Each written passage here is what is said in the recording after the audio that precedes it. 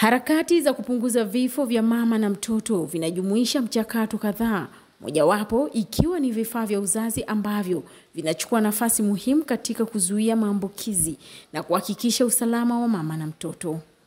Katika maeneo mengi ya vijijini, upatikanaji wa vifaa hivyo umekuwa ni changamoto ambayo inawalazimu baadhi ya kina mama kujifungua bila kuwepo kwa vifaa vya uzazi. Kwa vifaa hivi, mfano kama mama hakuja navyo vya kutosha, anaweza wakati mwingine tusema katoka damu nyingi na ikawa vigumu kumhudumia. Mfano humo kuna sirinji za kuwachoma dawa za kuzuia kutoka damu nyingi. Lakini pia hivi vifaa tunakwenda pia kuwazuia watoto na baridi. Mfano mama akija bila vifaa vya kutosha, mtoto anaweza kupata baridi na huyo mtoto tunaweza tukampoteza. Huyo mtoto anaweza kafariki na kupoteza hayo maisha.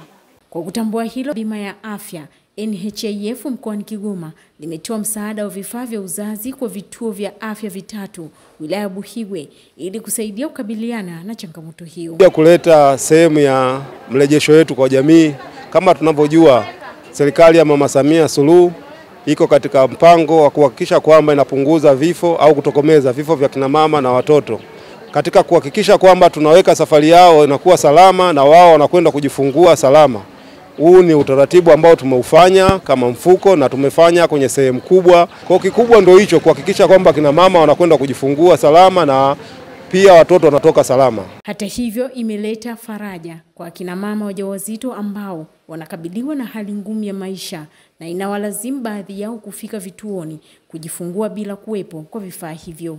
Tunashukuru sana serikali ambayo imetukumbuka kutuletea hivi vifaa. Wengine tulikuwa hatuna uwezo wa kuvinunua sababu sisi kuvifaa tulikuwa tuwezi kuvipata kwa wepesi wala kiurahisi.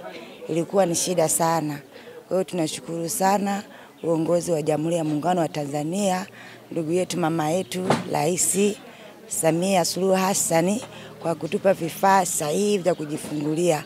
Uwepo wa vifaa vya uzazi kama gloves, vitambaa vya kujifungulia, vifaa vya kutakasa vidonda husaidia kuhakikisha mazingira ya uzazi ni safi na salama.